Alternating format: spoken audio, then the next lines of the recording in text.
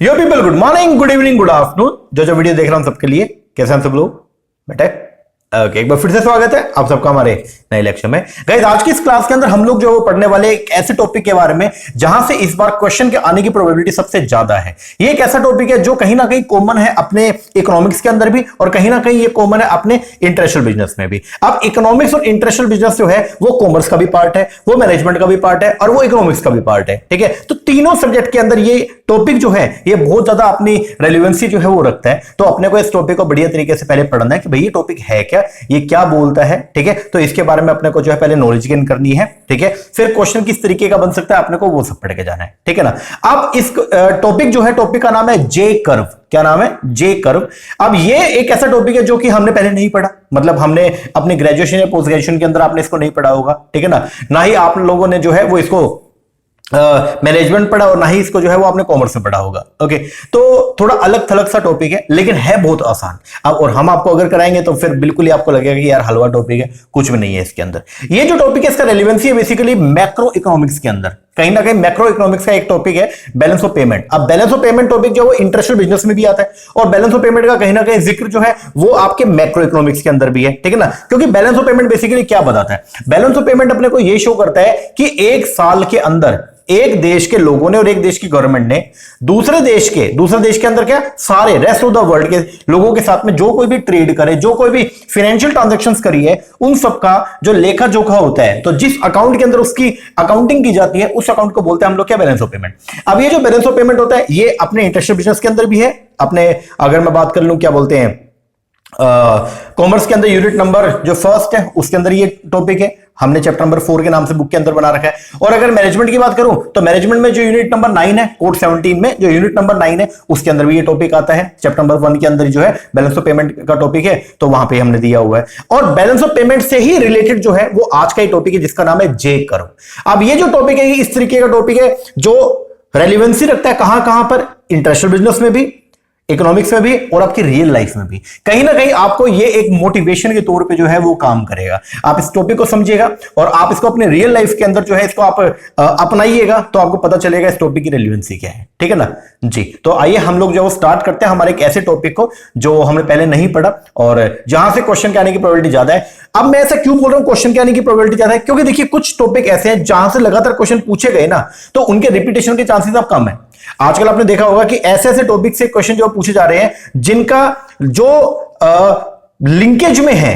ठीक है ना, मतलब सिलेबस के अंदर मेंशन नहीं किया हुआ, कहीं पे भी सिलेबस के अंदर मेंशन नहीं किया। जैसे अगर हमने अभी लास्ट वीडियो के अंदर मैंने आपको पढ़ाया था उपसला मॉडल। अब उपसला मॉडल जो है वो नहीं दिया हुआ है, ना तो कॉमर्स में बता रखा और ना ही मैनेजमेंट बता रखा, लेकिन वहां से क्वेश्चन 2-3 बार आए हुए हैं। ठीक है, उसी तरीके से जे कर्व जो है ये मेंशन नहीं किया हुआ, लेकिन ये रिलेटेड है बैलेंस ऑफ पेमेंट से भी और इकोनॉमिक्स से भी, तो इसकी आने के चांसेस जो है थोड़े से ज्यादा हो जाते हैं। और क्योंकि ये एक बार जब लास्ट जो एग्जाम हुआ था उसके अंदर जो है वो एक क्वेश्चन था, उसके अंदर इसका जिक्र किया हुआ था। तो अक्सर आप ये नोट कीजिएगा पिछले एग्जाम के अंदर कुछ ऐसे टॉपिक जिनके क्वेश्चन में जिक्र किया गया है, इस बार उनके आने की प्रोबेबिलिटी सबसे ज्यादा है। क्योंकि अगर आप देखोगे ना उससे पिछली बार, मतलब पिछली बार जो क्वेश्चन आए दिसंबर में जो पेपर हुआ उसमें जो क्वेश्चंस आए हैं, तो आप जून वाले पेपर उठाना और जून वाले एग्जाम के अंदर जो है ऐसे टॉपिक जो पहले कभी नहीं पूछे गए थे लेकिन उनका जिक्र जो है वो जून वाले एग्जाम के अंदर हुआ, तो दिसंबर में उनका एक फुल फ्लैज क्वेश्चन जो है वो बन के आया है। तो इसलिए मुझे ऐसा लगता है कि ये जो टॉपिक है इसकी रेलेवेंसी ज्यादा है, कॉमर्स में भी है, मैनेजमेंट के अंदर भी है, इकोनॉमिक्स में भी है, इंटरनेशनल बिजनेस में भी है, तो यहां से क्वेश्चन जो है वो बनने के चांसेस थोड़े से ज्यादा है। और पहले हमने कभी पढ़ा भी नहीं है, तो इसलिए हमारे लिए थोड़ा सा नया टॉपिक है, लेकिन आपको मालूम ही है कि हर नई चीज जो है वो मुश्किल हो ऐसा जरूरी नहीं होता अगर हम आपको पढ़ाएंगे। ठीक है ना जी सर। तो आइए हम लोग शुरुआत करते हैं हमारे टॉपिक को। टॉपिक का नाम जो है वो है जे कर्व। क्या नाम है?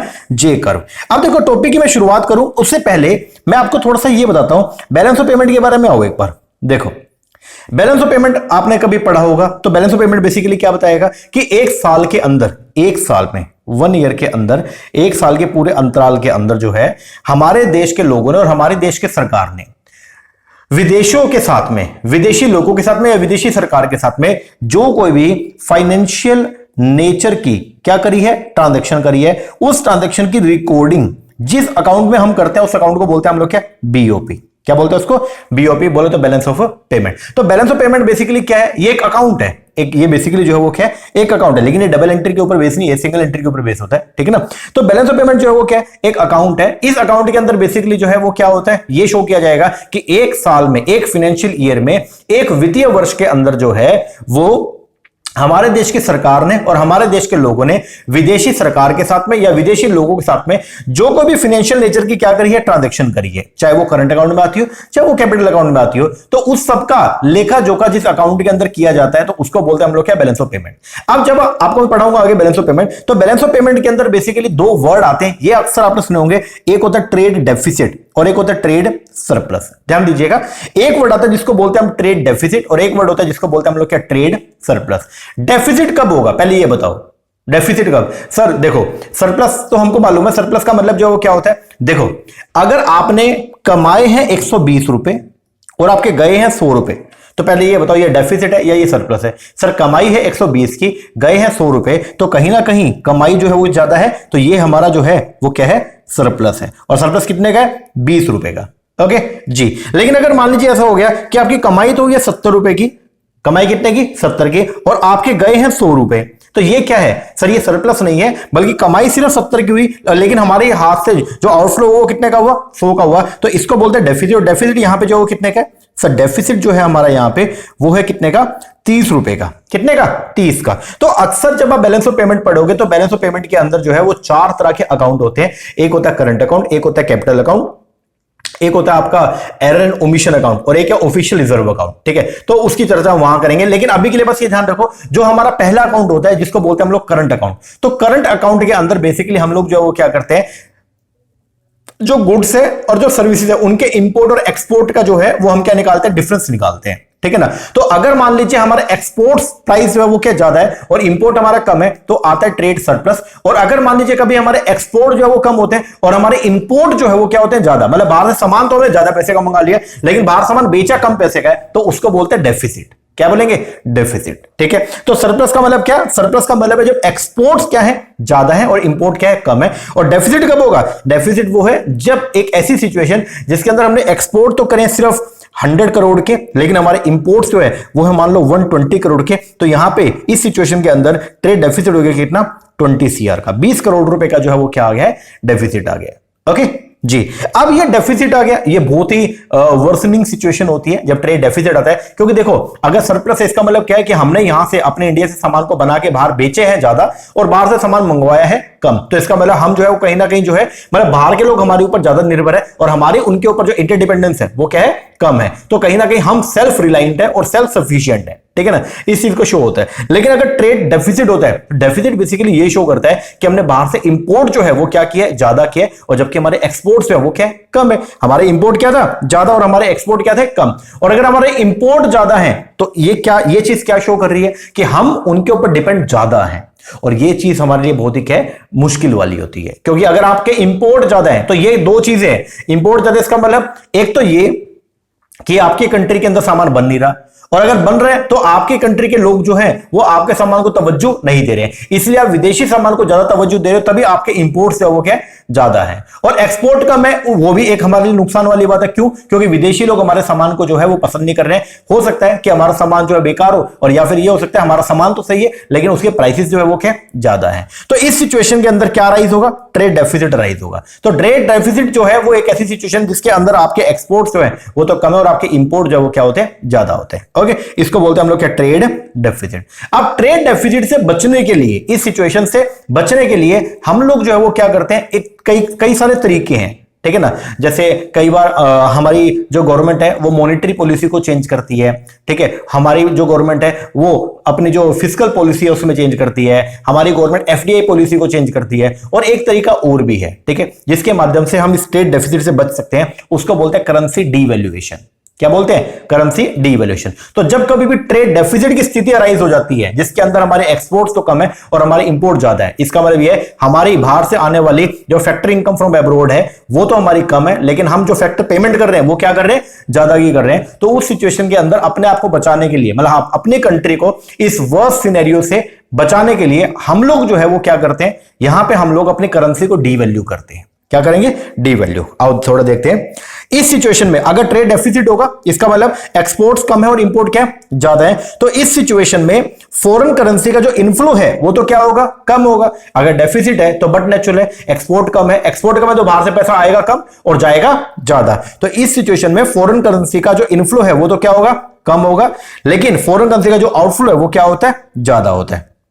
ठीक है, अब इसे होगा क्या, अब आपको पेमेंट देखो, इनफ्लो हुआ सिर्फ 80 करोड़ का, लेकिन आउटफ्लो जो है वो है मान लो 100 करोड़ का, तो इसका मतलब 20 करोड़ आपको एक्स्ट्रा देने हैं। अब ये एक्स्ट्रा कहां से दोगे, तो हर देश की गवर्नमेंट जो है वो अपने पास में फॉरेन करेंसी के रिजर्व मेंटेन करती है। तो अगर ये 20 करोड़ आपको फालतू देने तो आपका रिजर्व जो है वो क्या हो जाएंगे, 20 करोड़ से कम हो जाएंगे। तो हमारे फॉरेन करेंसी के जो रिजर्व है वो क्या हो जाएंगे, कम हो जाएंगे। और अगर हमारे फॉरेन करेंसी के रिजर्व कम होते हैं तो ये सिचुएशन बहुत ही बेकार होती है, क्योंकि हमारी जो वैल्यू है वो क्या हो रही है, कम हो रही है। हमारी असेट्स जो है वो क्या हो रही है, कम हो रही है। हमारी जो कैपिटल है वो क्या हो रही है, कम हो रही है। ठीक है ना, तो सिचुएशन और भी वर्स्ट हो जाती है। इससे बचने के लिए, इस सिचुएशन से बचने के लिए गवर्नमेंट जो है वो क्या करती है, वो अपनी करेंसी को डेप्रिशिएट करती है।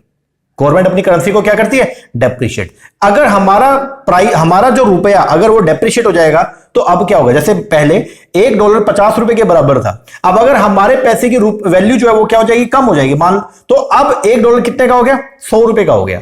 कितने का हो गया, 100 रुपए का। मतलब पहले हमारे 50 रुपए यूएस के $1 के बराबर थे, लेकिन क्योंकि हमने अपनी करेंसी को क्या कर दिया, डी वैल्यू कर दिया, तो अब हमारे 100 रुपए यूएस के $1 के क्या है, बराबर है। इसको बोलते हैं करेंसी डीवैल्यूएशन। एप्रिसिएशन क्या होता है, अगर मान लो पहले $1 50 का था और अब हो जाए $1 = ₹30, इसका मतलब क्या, पहले विदेशी लोग जो है अगर वो $1 देते थे तो उनको बदले में मिलते थे 50 रुपए, अब विदेशी लोग $1 देंगे और बदले में मिलेंगे सिर्फ 30 रुपए। तो हमारी करेंसी जो है वो क्या हुई है, एप्रिशिएट हुई है, और जो फॉरेन करेंसी है बोलते डॉलर जो है वो क्या हुआ, डेप्रिशिएट हुआ है। लेकिन नीचे वाले सिनेरियो के अंदर जो है वो क्या है, जब हम अपनी करेंसी को डी वैल्यू करते हैं या उसको डेप्रिशिएट करते हैं, तो यहां पे पहले विदेशी लोग $1 देते थे, उनको बदले में 50 रुपए मिलते थे, लेकिन अब वो अगर $1 देते तो बदले में कितने रुपए मिलेंगे, 100 रुपए का। तो पहले विदेशी लोग $1 में सिर्फ 50 रुपए का सामान ले सकते थे, अब वही विदेशी लोग $1 में 100 रुपए का सामान ले सकते हैं। समझ में आया, बोलो। तो इसको बोलते हैं करेंसी को क्या करना, डी वैल्यू करना। अब सर क्यों करते हैं, एक तो वैसे सिचुएशन इतनी बेकार चल रही है, ऊपर से अगर मान लो हमारी सरकार जो है वो अपनी खुद की करेंसी को डी वैल्यू कर ले तो उससे तो और नुकसान हो जाएगा। यस, अब उसको समझते हैं ऐसा क्यों करते हैं। देखो जी, इससे बचने के लिए हम अपनी करेंसी को क्या करते हैं, डेप्रिशिएट करते हैं या इसको डीवैल्यू करते हैं। इससे होगा क्या, इससे हमारा रुपया जो है वो क्या हो जाएगा, सस्ता। अगर हम अपनी करेंसी को क्या कर लेंगे, डीवैल्यू कर लेंगे, तो हमारा रुपया जो है वो क्या हो जाएगा, सस्ता हो जाएगा, और फॉरेन करेंसी जो है वो क्या हो जाएगी, महंगी। अगर हमारा रुपया देखो, अगर पहले विदेशी लोग $1 में सिर्फ 50 रुपए उनके थे, अब $1 में अगर उनके 100 रुपए हो जाएंगे, तो पहले वो मान लो कोई ये पेन पहले 50 का था, अब वो पहले 50 में सिर्फ एक ही पेन ले सकते थे, ठीक है। लेकिन अब वो उसी $1 में, क्योंकि $1 अब कितने का हो गया, 100 रुपए का हो गया, तो उसी $1 में क्या वो इसके 2 पेन ले सकते हैं क्या, यस। तो क्या मेरे एक्सपोर्ट बढ़ जाएंगे, नहीं बढ़ जाएंगे, बताओ। हाँ सर, एक्सपोर्ट तो आपके बढ़ जाएंगे, यस और नो, यस। तो अगर हम अपनी करेंसी को डीवैल्यू कर लेंगे तो हमारे जो एक्सपोर्ट्स है वो क्या हो जाएंगे, बढ़ जाएंगे। और अगर एक्सपोर्ट हमारे बढ़ेंगे तो उससे होगा क्या, उससे बेनिफिट क्या होगा, उससे बेनिफिट ये होगा कि हमारी विदेशों से आने वाली जो इनकम है वो क्या हो जाएगी, बढ़ जाएगी। आओ थोड़ा समझते हैं, ये क्या बोलता है, फॉरेन करेंसी अगर मान लो अगर कभी भी ट्रेड डेफिसिट हुआ तो ट्रेड डेफिसिट से जो है वो क्या होगा, हमारे फॉरेन करेंसी के रिजर्व कम हो जाएंगे, और रिजर्व अगर कम होते हैं तो उससे बचने के लिए हम लोग जो क्या करते हैं, अपनी करेंसी को डेप्रिशिएट करते हैं। अब इससे हमारा रुपया जो है वो क्या हो जाएगा, सस्ता हो जाएगा, और फॉरेन करेंसी जो है वो क्या हो जाएगी, महंगी हो जाएगी, ठीक है। अब इसके 2 इफेक्ट आपको देखने को मिलेंगे। पहला इफेक्ट आपको देखने को मिलेगा कि आपका जो इंपोर्ट है वो महंगा हो जाएगा। बिल्कुल सही बात है, इंपोर्ट महंगा क्यों, पहले अगर मान लो ये पेन यूएस से आता था और ये पेन जो है वो था मान लो 50 रुपए का, कितने का, 50 का, या ये पेन था 100 रुपए का, ओके। ये पेन कितने का था, 100 रुपए का। अब अगर ये पेन 100 रुपए का था, ठीक है, जो मतलब $1 का था ये पेन, क्योंकि यूएस से मैं इंपोर्ट करता था, तो ये पेन था $1 का। क्योंकि पहले $1 50 के बराबर था तो मुझे ये पड़ता था 50 का, लेकिन अब $1 जो है वो कितने का होगा, 100 रुपए का। क्योंकि विदेशी लोग तो ये बोलेंगे ना कि मुझे तो डॉलर दे दो, तो पहले $1 को खरीदने के लिए मुझे 50 रुपए भरने पड़ते थे, अब उसी $1 को खरीदने के लिए मुझे कितने भरने पड़ेंगे, 100 रुपए। तो आप ये बताओ, मैं इंपोर्ट करूंगा या मैं लोकल ही प्रोडक्ट को तवज्जो देना स्टार्ट करूंगा, ये बताओ पहले, सर देखो, अगर बाहर से आने वाला सामान अब आपको डबल का पड़ रहा है, तो अब आप बाहर से सामान ना मंगा के बेटर ऑप्शन ये है कि आप देश के अंदर देखो कोई सब्स्टिट्यूट मिल रहा है या नहीं मिल रहा है। तो क्या हम इंपोर्ट कम करेंगे या ज्यादा करेंगे, ये बताओ सर। अगर करेंसी डी वैल्यू होती है तो उससे हमारे इंपोर्ट है वो क्या हो जाएंगे, कम हो जाएंगे। तो क्या बोलते हैं, अगर पहले एक पेन जो है, मतलब ये $1 पहले 50 का था, अब $1 कितने का हो गया, 100 का। तो कोई आइटम $2 की थी तो पहले 100 रुपए में हम वो आइटम ले सकते थे, लेकिन अब उसके लिए अपने को 200 रुपए पे करना पड़ेगा। पहले मान लो एक आइटम $2 की थी तो पहले मुझे $2 के लिए कितना खर्चा करना पड़ेगा, 100 का। अब उसी $2 के लिए मुझे कितना भरना पड़ेगा, 100 इंटू में 2 बोले तो 200 रुपए। यस और नो, यस। तो अगर चीजें महंगी हो जाएंगी तो मैं बाहर से इंपोर्ट ज्यादा करूंगा या कम करूंगा, सर कम करेंगे। तो इससे होगा क्या, हमारा इंपोर्ट जो वो क्या हो जाएगा, कम।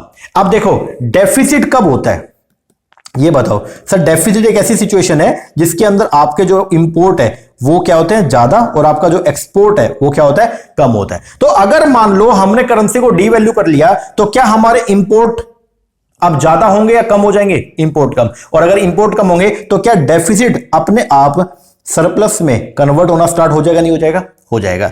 दूसरी तरफ क्या होगा, अगर हमारी करेंसी डी वैल्यू होगी तो हमारा रुपया सस्ता हो गया। अगर रुपया सस्ता होगा तो एक्सपोर्ट्स की वैल्यू जो है वो क्या हो जाएगी, बढ़ जाएगी। एक्सपोर्ट की वैल्यू क्या होगी, बढ़ जाएगी। जैसे देखो पहले एक लोग था $50 का, अब अगर $1 हो गया कितने का, 100 रुपए का। तो फॉरेन कस्टमर जहां पहले $1 में इंडिया से सिर्फ $50 का सामान ले सकते थे, अब वही फॉरेन कस्टमर अपने इंडिया में $1 से जो है वो 100 रुपए का सामान ले सकते हैं। वही उनको तो खर्चा अभी भी $1 का ही करना है, लेकिन अब वो इंडिया से कितने का सामान ले सकते हैं, 100 रुपए का। तो क्या हमारे एक्सपोर्ट्स बढ़ जाएंगे, नहीं बढ़ जाएंगे, बढ़ जाएंगे। बढ़ेंगे नहीं बढ़ेंगे, बढ़ेंगे। तो इससे एक्सपोर्ट क्या हो जाएगा, बढ़ जाएगा। और डेफिसिट में क्या होता है, जब आपके एक्सपोर्ट्स जो है वो कम होता है और इंपोर्ट ज्यादा। तो अगर आप करेंसी को डीवैल्यू कर लोगे तो क्या आपके एक्सपोर्ट भी बढ़ने लग जाएंगे, यस, हाँ जी सर। और अगर एक्सपोर्ट बढ़ेगा तो क्या डेफिसिट की जो कंडीशन है, डेफिसिट की जो सिचुएशन है, क्या ये अपने आप ठीक होनी शुरू हो जाएगी, नहीं हो जाएगी, हो जाएगी। यस और नो, यस। तो करेंसी को डी वैल्यू करने से जो है, मतलब अगर कभी भी बैलेंस ऑफ पेमेंट की समस्या आती है, ठीक है ना, तो उससे निपटने के लिए कई बार गवर्नमेंट जो वो क्या करती है, अपनी करेंसी को डी वैल्यू कर लेती है। और डी वैल्यू करने से दो उसके रिजल्ट निकलते हैं। पहला रिजल्ट तो ये, इंपोर्ट कम हो जाता है और एक्सपोर्ट क्या, बढ़ जाते हैं। तो ऐसी सिचुएशन के अंदर जो हमारा नेगेटिव बीओपी था वो कहीं ना कहीं जो है वो सही होना स्टार्ट हो जाता है। करेंसी को डी वैल्यू या डेप्रिशिएट करके हमारी जो प्रॉब्लम है वो क्या हो जाएगी, सोल्व हो सकती है, ठीक है ना।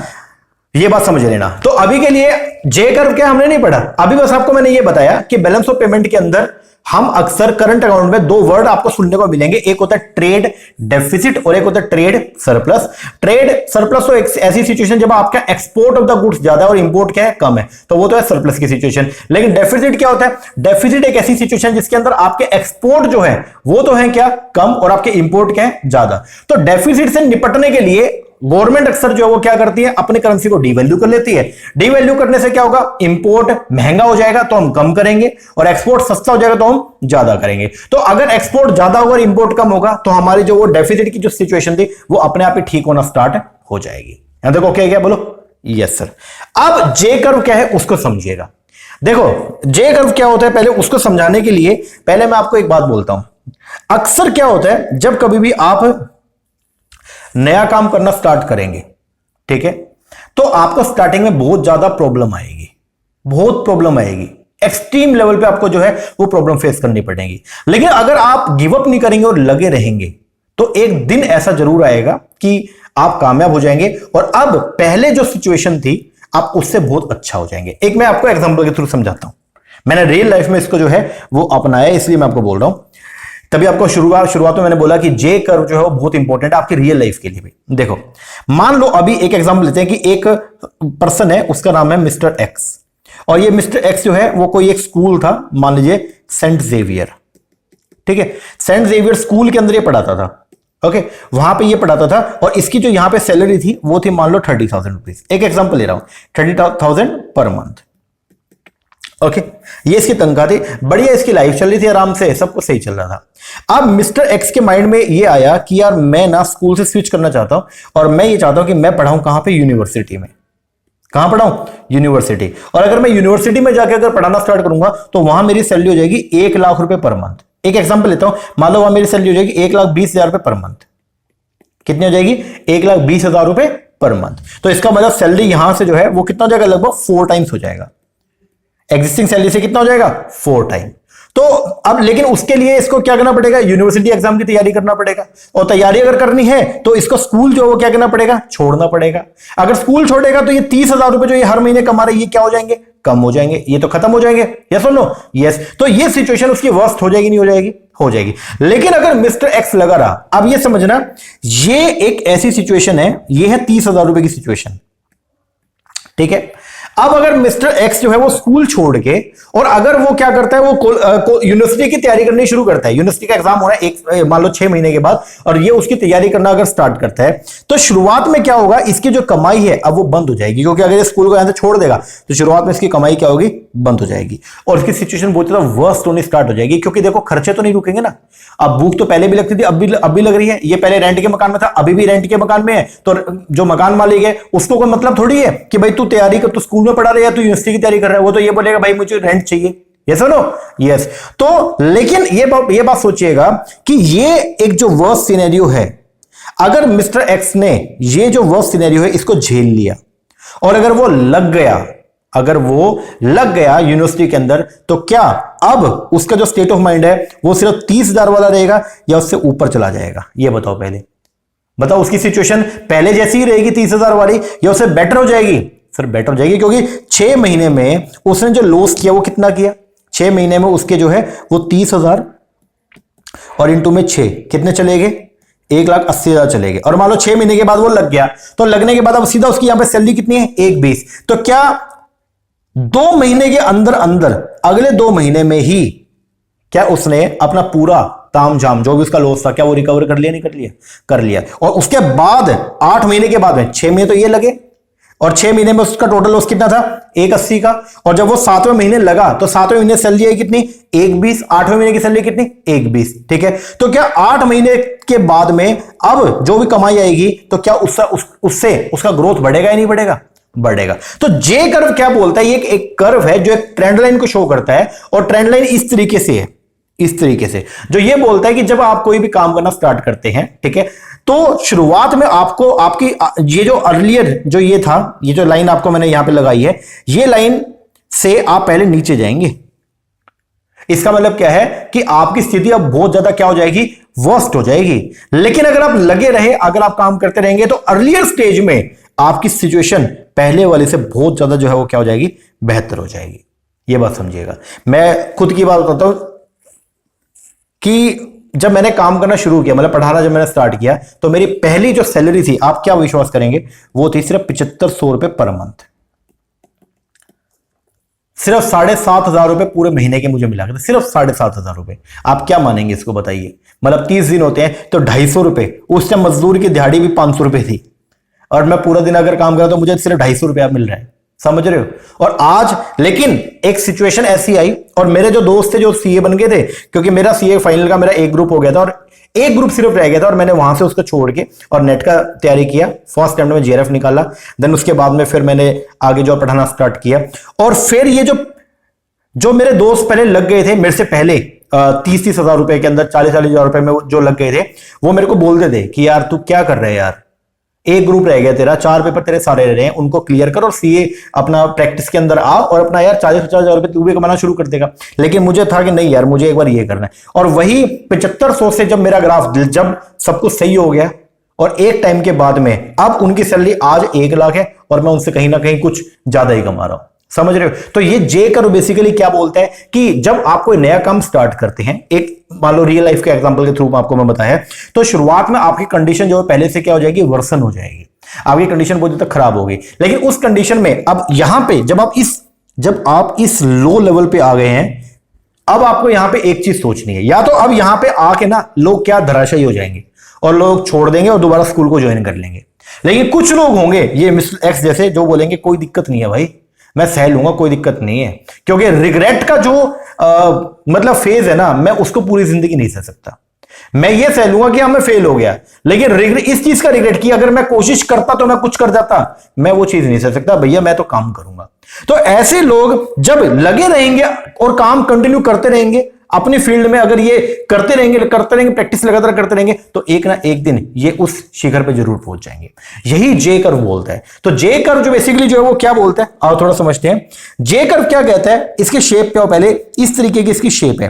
तो ये इसकी इनिशियल सिचुएशन है। जब आप काम करना शुरू कर देंगे तो स्टार्टिंग फेज आपका ऐसा होगा जो आपका डाउन जाएगा, लेकिन एक टाइम के बाद में आप पहले की ये आपकी जो इनिशियल सिचुएशन है आप इससे बहुत ज्यादा जो है वो ऊपर पहुंच जाएंगे। तो लेटर कंडीशन के अंदर जो है वो आप इससे बहुत ज्यादा ऊपर पहुंच जाएंगे। यही बेसिकली जो है वो क्या जे कर्व है। जे कर्व बेसिकली एक रिकवरी को जो है वो क्या करता है, शो करता है। आइए समझते हैं थोड़ा सा।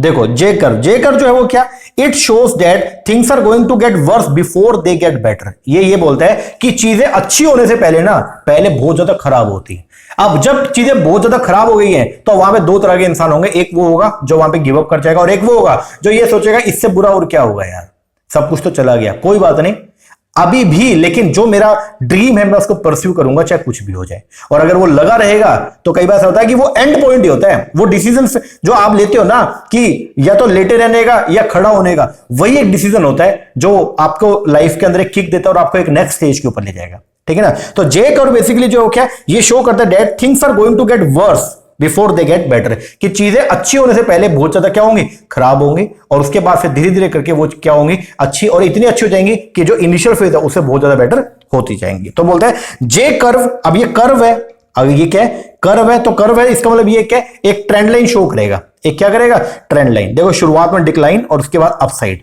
ठीक है ना, शुरुआत में क्या हुआ, डिक्लाइन और उसके बाद क्या, अपसाइड। तो ये एक ट्रेंड लाइन शो करेगा। ठीक है, ट्रेंड लाइन क्या होती है, ट्रेंड लाइन एक ऐसी लाइन होती है जो बेसिकली किसी एक ट्रेंड को शो कर रही है। तो एक line which shows existing trend of demand या करेंसी या सेल या प्रोडक्शन का, उसको बोलते हैं हम लोग क्या, ट्रेंड लाइन। तो जे कर्व एक ट्रेंड लाइन है जो शो करता है एन इनिशियल लॉस, की शुरुआत के अंदर आपको जो वो क्या होगा, लॉस होगा, immediately follow by dramatic gain, और उसके कुछ समय के बाद ही आपको ड्रामेटिक गेन होने क्या हो जाएंगे, स्टार्ट हो जाएंगे।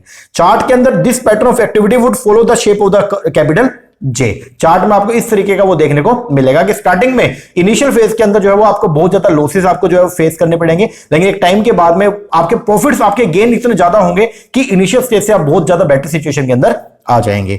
The J curve effect is often cited in the economics, अक्सर इसका जिक्र किया गया इकोनॉमिक्स में, जो ये डिस्क्राइब करता है फॉर इंस्टेंस द वे, एक तरीका बताएगा दैट ए कंट्री का जो बैलेंस ऑफ ट्रेड है इनिशियली वर्सन होगा।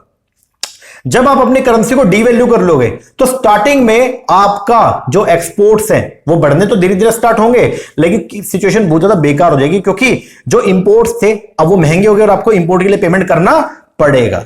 समझ रहे हो। तो जब आप करेंसी को डीवैल्यू करते हैं, ऐसा नहीं करेंसी को डीवैल्यू करते ही सिचुएशन अच्छी हो जाएगी, नहीं, जब आप अपनी करेंसी को डीवैल्यू करते हो तो स्टार्टिंग में सिचुएशन बहुत ज्यादा बेकार हो जाएगी। ठीक है, लेकिन अगर आपने उसको हैंडल कर लिया तो धीरे धीरे करके सिचुएशन इतनी अच्छी हो जाएगी कि जो इनिशियल फेज था उससे बहुत ज्यादा सिचुएशन बेटर हो जाएगी। तो क्या बोलते हैं, J curve effect is often cited in the economics, जो डिस्क्राइब करता है फॉर इंस्टेंस द वे, एक तरीका दैट ए कंट्री का जो बैलेंस ऑफ ट्रेड है इनिशियली क्या होगा, वर्सन होगा।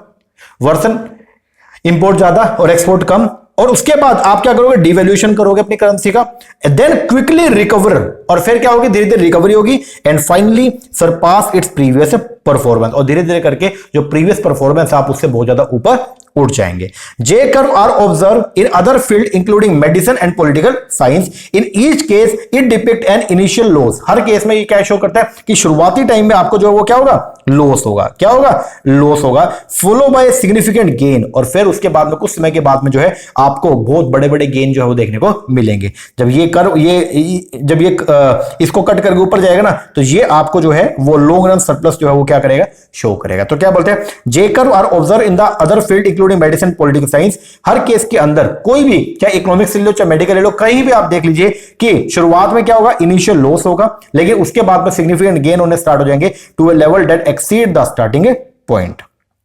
ठीक है ना। तो ये हमारा मान लीजिए स्टार्टिंग पॉइंट था, ये हमारा स्टार्टिंग पॉइंट था, लेकिन जब आपने काम करना शुरू किया तो शुरुआत में आपको बहुत ज्यादा लॉसेस आए, लेकिन एक टाइम के बाद में जब रिकवरी आएगी ना तो रिकवरी इतनी जबरदस्त आएगी, इतनी शार्प रिकवरी आएगी कि आप ये जो आपका इनिशियल फेज है उससे बहुत अच्छी बेटर सिचुएशन के अंदर आप हो जाएंगे। आप अंडरस्टैंड करते जे कर्व को, तो बोलते हैं जे कर्व यूजफुल है डेमोन्स्ट्रेट करने के लिए इफेक्ट ऑफ एन इवेंट और action over a set period of time. Put bluntly ये शो करता है that things are going to get worse before they get better. ये बेसिकली ये शो करता है कि चीजें अच्छी होने से पहले पहले क्या होती है, खराब होती है। अक्सर ये बोलते हैं ना कि जब भगवान ने आपको कोई बहुत बड़ा कुछ चीज देनी होती है ना, तो पहले आपको वो निचोड़ेगा, और इतना निचोड़ देगा, भगवान ये देखना चाहते हैं कि क्या आप उस बड़ी चीज को हैंडल करने के लायक है भी या नहीं है। समझ रहे हो? तो अगर उस सिचुएशन में अगर एक इंसान धराशायी हो गया तो भगवान बोलेगा ठीक है ये काबिल ही नहीं था तो छोड़ो इसको। लेकिन अगर एक पर्सन जो उस सिचुएशन में भी बना रहा, डट के उसने सिचुएशन का सामना किया और आगे बढ़ता रहा निरंतर, तो भगवान उसको ऐसी पॉइंट पे, ऐसी जगह पे ले जाएगा जो उसने सोचा भी नहीं होगा। ठीक है ना? तो क्या बोलते हैं कि चीजें बहुत अच्छी होने से पहले पहले बहुत क्या होती हैं, खराब होती है, लेकिन एक सिचुएशन के बाद में सब कुछ अच्छा हो जाएगा। हिंदी फिल्मों का डायलॉग है ना कि अंत में सब कुछ अच्छा होता है, और अगर अच्छा नहीं हुआ तो इसका मतलब वो अंत नहीं है। ऐसा होता है ना? चलो क्या बोलते हैं, J curve operate under the theory that the trading volume of the important export first only express micro economic changes as price adjust before quantity, then as time progress, जैसे जैसे वक्त बीतेगा एक्सपोर्ट का वॉल्यूम जो है वो बढ़ना start हो जाएगा, क्योंकि एक्सपोर्ट सस्ते हो जाएंगे तो लोग बहुत बल्क में हमारा सामान परचेज करना स्टार्ट करेंगे due to their more attractive prices to foreign buyer. और साइमल्टेनियसली क्या होगा, जो डोमेस्टिक कस्टमर है जो पहले बाहर से सामान को परचेज करता था, अब वो धीरे धीरे बाहर वाले सामान को परचेज करना बंद कर देगा, क्योंकि वो बहुत महंगा हो गया, और वो क्या करेगा, डोमेस्टिक सामान ही परचेज करना स्टार्ट कर देगा, जिससे इंपोर्ट क्या हो जाएगा, कम हो जाएगा। तो क्या बोलते हैं, साइमल्टेनियसली डोमेस्टिक कंज्यूमर जो परचेज करेगा less imported product due to higher cost. ये जो पैरेलल एक्शन चल रहे हैं, एक तरफ इंपोर्ट लगातार बढ़ते कम होते जा रहा है और एक तरफ एक्सपोर्ट लगातार बढ़ते जा रहा है, इससे हमारा जो ट्रेड डेफिसिट है वो कंडीशन क्या हो जाएगी, सही हो जाएगी। तो क्या बोलते हैं, these parallel action ultimately shift करेगा ट्रेड बैलेंसेस को to present and increase surplus compare to those figure before the devaluation. तो एक टाइम के बाद आपको पता चलेगा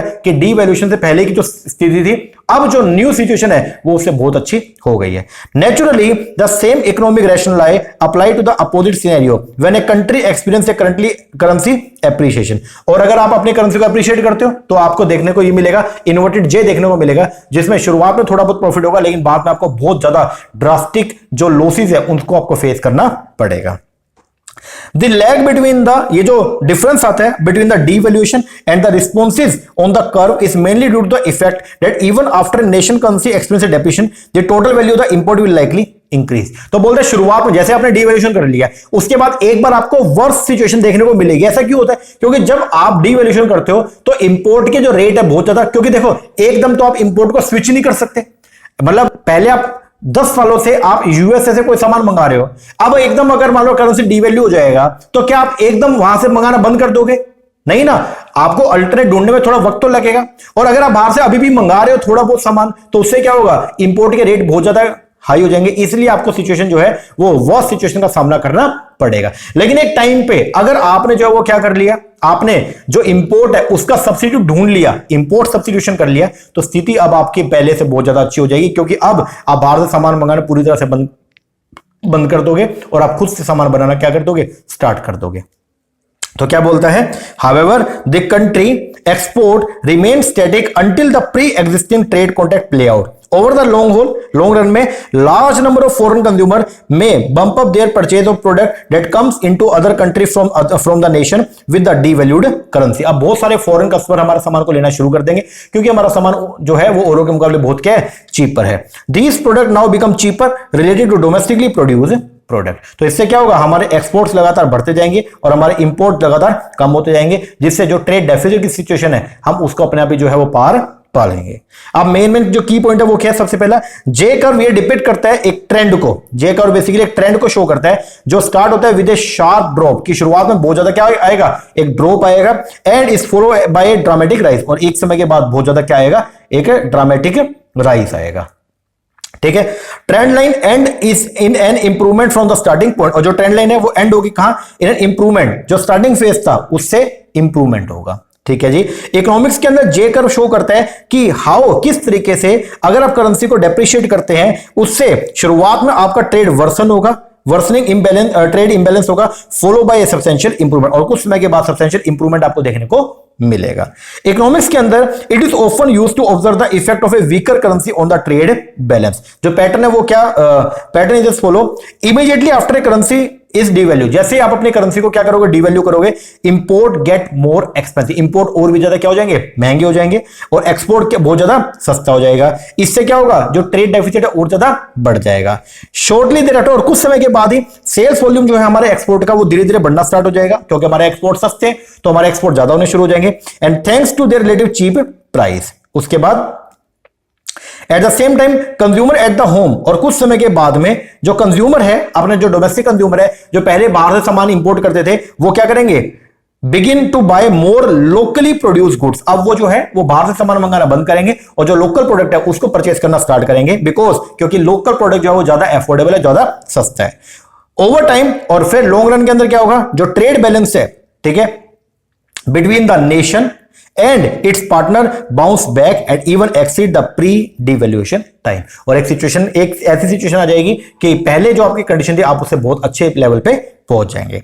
तो डिवैल्यूएशन जो होता है नेशन करेंसी का had an immediate negative effect. तो आपको देखने को मिलेगा कि शुरुआत में बहुत ज्यादा नेगेटिव इफेक्ट आपको देखने को मिलेंगे, because of inevitable lag in satisfying greater demand for the country product. When a country currency appreciate, जब एक कंट्री की करेंसी एप्रिशिएट होती है, अगर आप डी वैल्यू की जगह क्या कर रहे हो, अपनी वैल्यू को बढ़ा रहे हो, तो उससे क्या होगा, तो इकोनॉमिस्ट वहां पे ये नोट करते हैं कि आपको रिवर्स जे शेप देखने को मिलेगा। इस तरीके से आपको जो है देखने को मिलेगा। शुरुआत में तो कंडीशन अच्छी होगी, लेकिन एक लेवल के बाद में आपको एक्सट्रीम डाउनफॉल जो देखने को मिलेगा। तो क्या बोलते हैं, when a country currency appreciate, economist note A reverse J curve में अकर, मतलब इन्वर्टेड जे कर्व आपको देखने को मिलेगा। The country export abruptly become more expensive, क्योंकि अगर आप अपनी करेंसी को बढ़ाओगे तो उससे होगा क्या कि आपके एक्सपोर्ट महंगे हो जाएंगे। एक्सपोर्ट महंगे होंगे तो लोग लेंगे नहीं, और इंपोर्ट सस्ता होगा तो आप बाहर से अगर सामान ज्यादा मंगाओगे, अगर आप बाहर से सामान मंगाओगे ज्यादा और बेचोगे कम, तो उससे क्या होगा, तो डेफिसिट बहुत ज्यादा बढ़ जाएगा। If other country can fill that their demand for a lower price, this stronger currency will reduce the export competitiveness. Local consumer जो है वो अब इंपोर्ट पे स्विच हो जाएंगे, बिकॉज क्योंकि इंपोर्ट क्या हो जाएगा, सस्ता हो जाएगा, और इससे आपकी जो ट्रेड डेफिसिट है वो बहुत ज्यादा क्या हो जाएगा, बढ़ जाएगा। तो इसलिए ये बोलते हैं कि जब कभी भी आप कोई नया काम करने की सोचते हो ना, तो शुरुआत में आपको जो है वो बहुत ही वर्स्ट कंडीशन को जो है वो आपको देखने को मिलेगी, लेकिन एक टाइम के बाद में चीजें सब कुछ अच्छी हो जाएंगी और आप ऐसे मुकाम पे पहुंच जाएंगे जो पहले से, मतलब जहां पहले तो उससे बहुत नेक्स्ट लेवल के ऊपर आप पहुंच जाएंगे। यही बेसिकली जे कर्व जो है वो क्या करता है, शो करता है। तो ये क्या बोलता है, बहुत अच्छा होने से पहले आपको बहुत बुरी कंडीशन जो है वो देखनी पड़ती है, ठीक है ना। तो ये है जे कर्व। इकोनॉमिक्स के अंदर बेसिकली क्या शो करता है कि जब आप अपनी करेंसी को क्या करते हो, डीवैल्यू करोगे, जब आप करेंसी को क्या करोगे, डीवैल्यू, ध्यान से समझना, जब आप करेंसी को क्या करोगे, डीवैल्यू करोगे, तो शुरुआत में आपको जो है शॉर्ट रन में डेफिसिट देखने को मिलेगा, क्योंकि शॉर्ट रन के अंदर आपके इंपोर्ट का जो रेट है वो बहुत ज्यादा क्या हो जाएगा, बढ़ जाएगा, और आपका एक्सपोर्ट क्या हो जाएगा, सस्ता हो जाएगा, तो एक्सपोर्ट का पैसा कम मिलेगा। तो शुरुआत में आपको डेफिसिट और ज्यादा बढ़ जाएगा, लेकिन एक टाइम के बाद में जो है वो धीरे धीरे क्या होगा, ये जो अर्लियर सिचुएशन है आप इसको सरपास कर जाओगे, और अब आपका जो ट्रेड डेफिसिट है वो ट्रेड सरप्लस के अंदर जो है वो क्या हो जाएगा, कन्वर्ट हो जाएगा। ओके जी सर, ये था हमारा आज का टॉपिक जिसका नाम था जे कर्व। आई होप आपको टॉपिक समझ में आ गया होगा। लेक्चर कैसा लगा कमेंट करके जरूर बताइएगा। अच्छा लगा अच्छा कमेंट कीजिएगा, कोई कमी लगी वो बताइएगा। और बाकी अगर आप लोग जून 2024 में जो एंटीनेट का पेपर होना है, अगर आप उसकी तैयारी कर रहे हैं तो आपको मैं बताना चाहूंगा, उसके लिए हम ऑनलाइन बैच प्रोवाइड करवाते हैं। हमारा जो ऑनलाइन बैच है उसके अंदर हम पेपर नंबर 1 प्लस में paper number 2 commerce as well as paper number 2 management code 17 इसकी हम तैयारी करवाते हैं। हम आपको आपके घर पे बैठे बैठे ऑनलाइन बैच प्रोवाइड करवाएंगे। उसमें आपको 4 चीजें मिलेंगी। पूरा का पूरा स्टडी मेट मिलेगा हार्ड कॉपी में, प्रॉपर किताबें हैं 20 किताबें, 10 पेपर 1 की 10 पेपर 2 की आपके होम एड्रेस पे आएंगी।